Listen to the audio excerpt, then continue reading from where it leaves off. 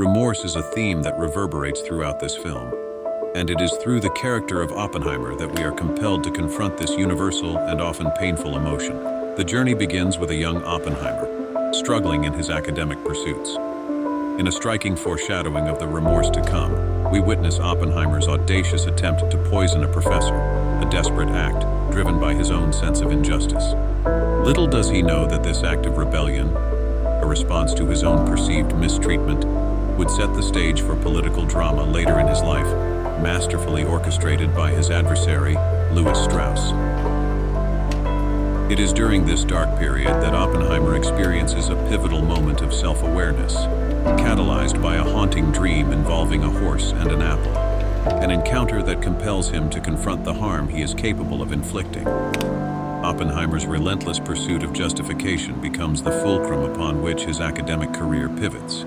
He emerges as an intellectual luminary, using the burgeoning field of quantum physics as his vessel to enlighten a new generation of scientists.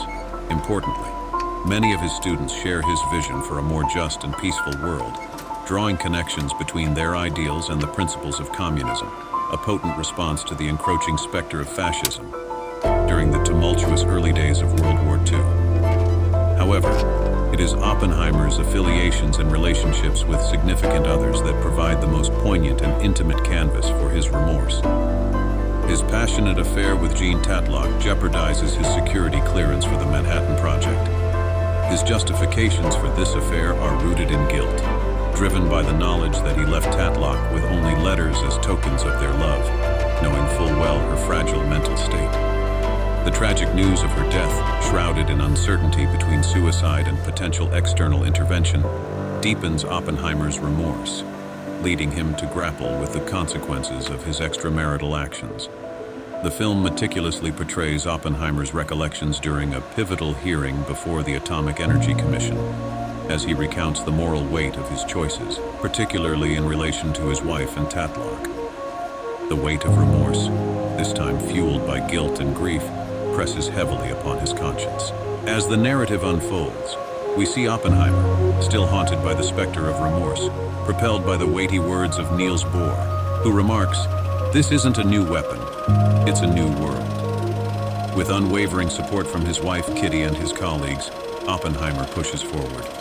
The film explores the moral dilemmas surrounding the atomic bomb, showcasing Oppenheimer's attempts to justify its completion to his fellow scientists with the conviction that their work will usher in a peace the world has never before witnessed. The culmination of this moral odyssey arrives with the success of the Trinity test, where Oppenheimer confronts the sheer destructive power of the atomic bomb. The film's iconic words, "Now I am become death, destroyer of worlds," unveil the depths of his internal turmoil, a stark acknowledgement of the moral burden that has become an inescapable part of him. The film compellingly portrays his detachment as he walks through a landscape of unspeakable horror, seemingly oblivious to the devastation he helped unleash. This is the crucible in which Oppenheimer's remorse takes its final form, a poignant realization that his creation, intended to secure a more just and peaceful world, has unleashed unimaginable suffering. In the aftermath of the bomb's deployment, Oppenheimer's remorse deepens as he learns of the gruesome consequences during a haunting slide presentation. His subsequent confession to President Truman, in which he proposes the return of Los Alamos to Native Americans and candidly states, "I feel that I have blood on my hands," underscores the film's central theme. Louis Strauss reveals that Oppenheimer's aspirations for diplomatic arms control remain unfulfilled. Oppenheimer's relentless pursuit of controlled nuclear weapons, fueled by remorse, ultimately prompts Strauss to conspire against him by revoking his security clearance, further underscoring the high price one pays for the burdens of conscience. Strauss's impassioned tirade to a Senate aide justifies his actions by painting Oppenheimer as a martyr who must bear the weight of the sins of the new world he helped create. In the end, Strauss's convictions are shaken by the Senate aide when brought into question whether Oppenheimer may have been privy to discussions about something more important with none other than Albert Einstein.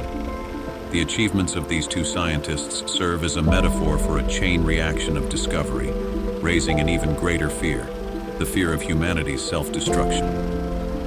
It is in this moment that Oppenheimer's remorse becomes a catalyst for the audience's reflection on the possibility of forgiveness, both for oneself and for others.